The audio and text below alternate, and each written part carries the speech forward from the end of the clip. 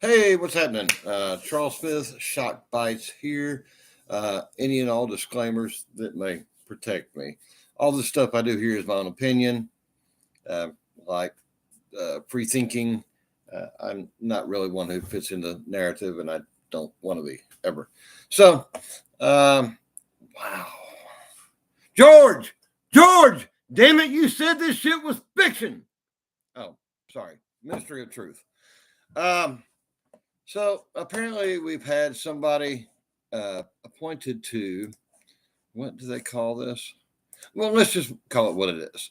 The Ministry of Truth, straight out of 1984, dealing with the city of Oceania, or however you pronounce that. It's got like 48 different possible pronunciations.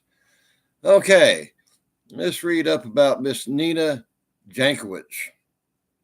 Don't care if I'm saying that right. Former global fellow. Flag? Anybody else but me? Maybe not. Let's see. Wilson Center Projects. Malign creativity. How gender, sex, and lies are weaponized against women online. Please stop. Man, come on. Oh, I'm sorry. Let me quote Sleepy Joe correct. Come on, man. Okay. Full biography. God, I'm not sure I even want to hurt my brain like this. She studies the intersection of democracy and technology in Central and Eastern Europe. She is the author of How to Lose the Information War, Russia, Fake News, and the Future of Conflict. Okay. Ms. Jankowicz has advised the Ukrainian government on. What did she advise them on? Help me out. How to organize a pedophile ring? How to build, or I'm sorry, how to house bioweapons labs? How to swap sides at any given time, which Ukraine has a very long history of doing. Dear Lord. Her writing has been published by the New York Times, Washington Post, The Atlantic, and others. So, Propaganda Central. She is a frequent television and radio commentator on disinformation and Russian and Eastern European affairs. Okay. Prior to a Fulbright grant in Ukraine, she managed democracy assistance programs to Russia and Belarus at the National Democratic Institute for International Affairs. Good God. She received her MA in Russian, Eurasian, and East European Studies from Georgetown University School of Foreign Service and her BA from Bryn Mawr College. That is our new director of the Ministry of Truth. Hello, how are you? Okay. Man, oh man. Hey, here's what causes this. The ideology that says that could never happen here. The disinterest in politics.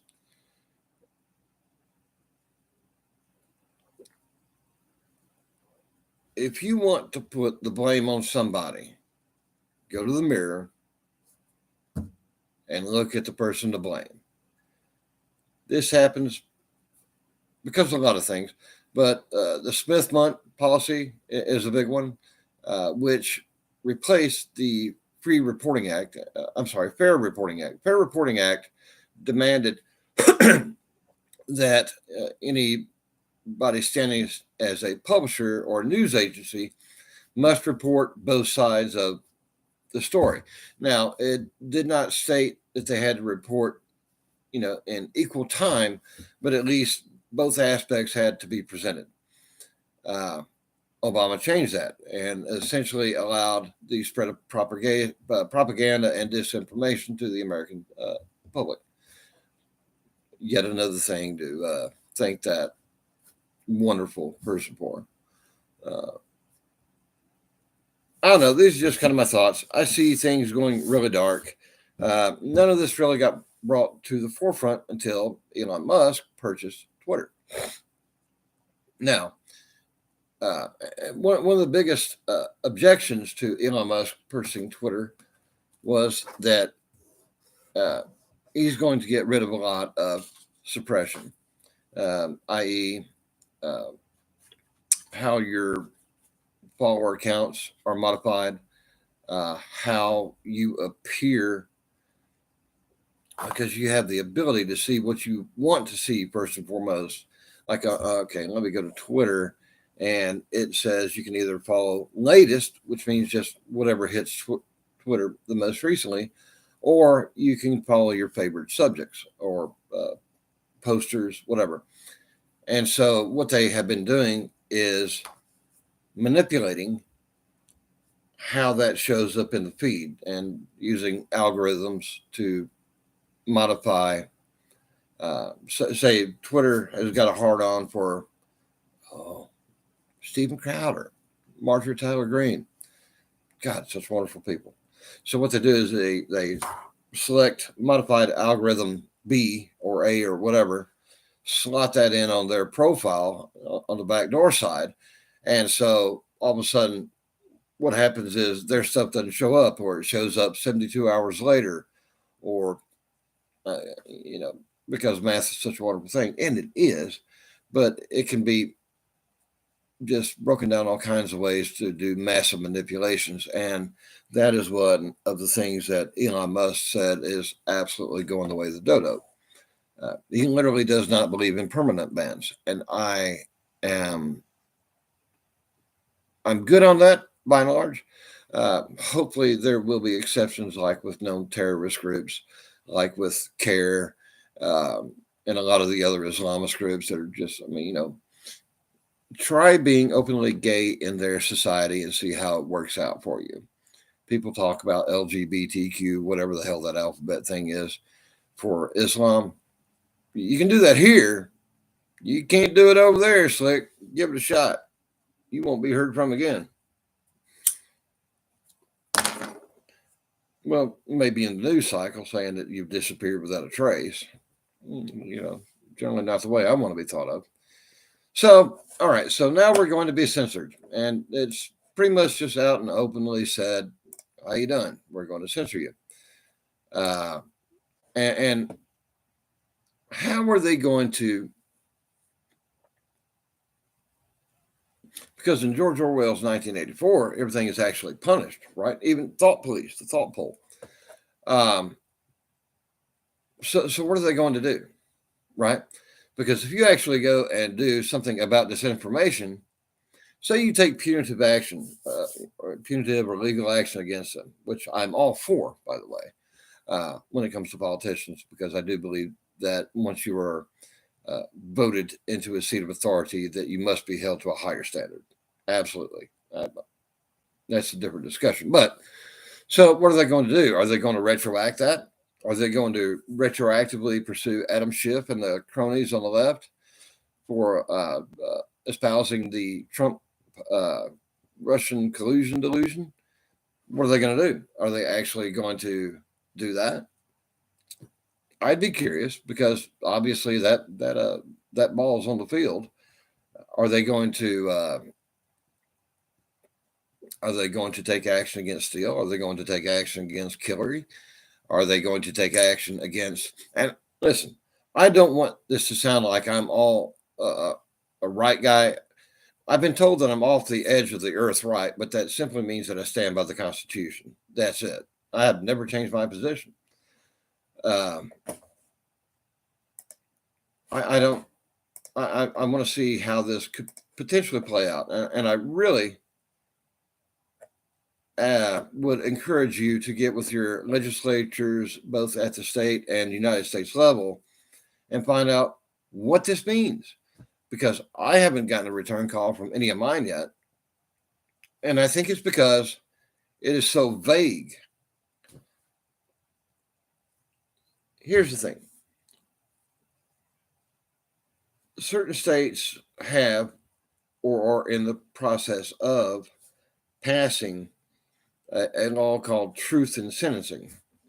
And just ignore the way my mind thinks. Just listen to the point. The point is this: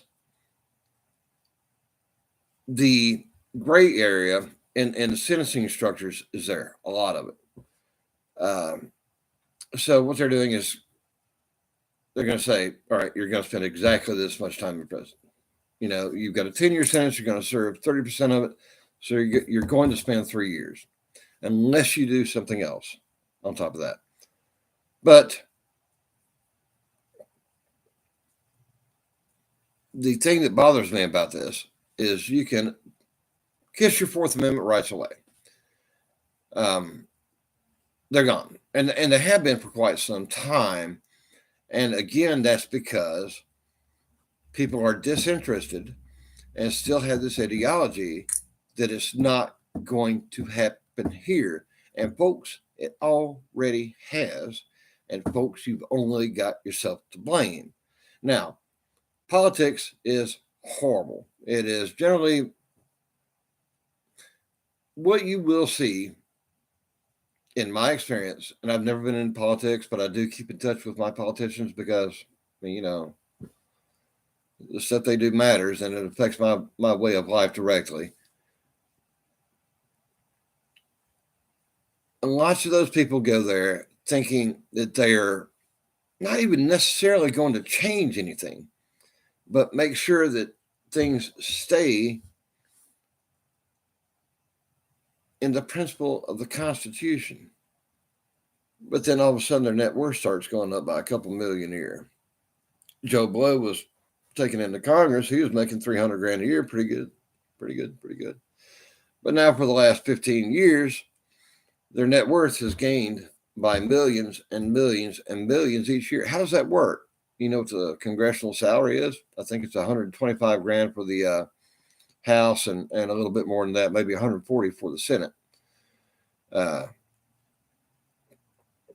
And that does not translate to your net worth suddenly going up by millions. There's obviously foul play. I don't know. I'm just kind of airing thoughts out. So sit along for the ride, suffer through it. Sorry. I don't know, man. I know that this is a really scary pretense because now the government is taking on the authority to tell you what's right, to tell you what's wrong. I saw a meme that was definitely 10 out of 10, and it's been several months ago. And it states, I would rather have questions that cannot be answered than answers that cannot be questioned. That's important. There are, and man, this stuff is just mind-blowing. I don't know how many of you guys are taking this trip down what the hell lane, but I sure am. I'm always up for discussion. Leave something in the chat. I'll get around to it and shoot you my thoughts. You can shoot a link with a DM or whatever. I'll just respond to your profile on YouTube or whatever. But I think we're in for scary times. Anytime that the First Amendment is plainly being violated, and let's read that off real quick. Let's just go ahead and read the First Amendment to the, and I don't really call these amendments. The Bill of Rights is actually a part of the structure of the Constitution. It's not an amendment.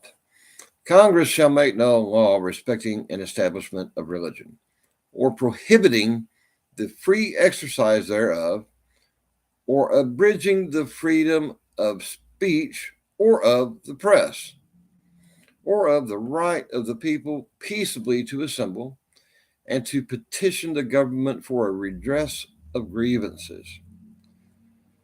So, shall make no law abridging the freedom of speech.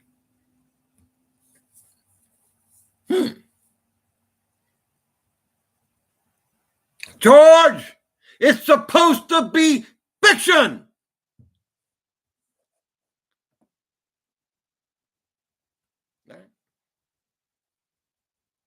Don't know, man. Scary road. Like I said, I'm always up for discussion. I'd love to engage with some people and see what your thoughts are. So that's about all I got for today, guys. Listen, have a great day. You are responsible for how your day turns out. Never give anybody else that authority. Make your day great. Love all of you. Be good.